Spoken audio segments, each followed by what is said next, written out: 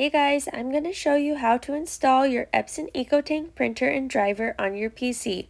I'm using model 2803, but this will work for any Eco Tank.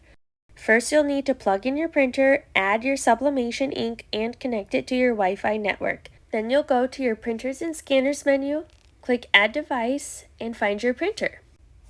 While it's installing, we will go to the Epson website, click on Support, and then Printers, and type in your model name. I'm typing in ET-2803.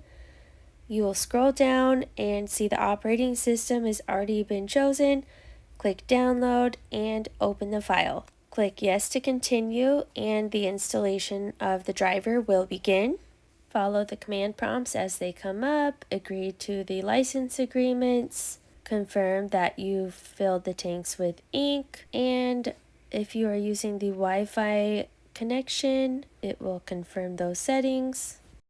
Make sure you also install the scanner driver. Once finished, go to part 2 where I show you how to adjust your print settings for sublimation. If you have any questions about this step, please let me know. Here's part 2 for setting up your Sublimation Eco Tank printer. First, you'll change your paper type to Premium Presentation Paper Matte and your quality to high. Next, you'll go to More Options, change your color correction to Custom, click Advanced, go to Color Controls, Color Mode to Adobe RGB, make sure your gamma is 2.2. Next, we will turn off bidirectional or fast printing, and we will turn on mirror image. Now let's save our settings.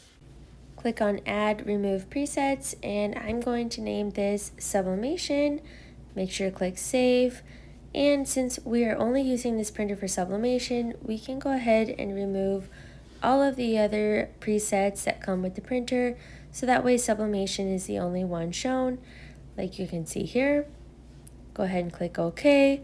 Now let's put it to the test. I am bringing an image in to Microsoft Publisher.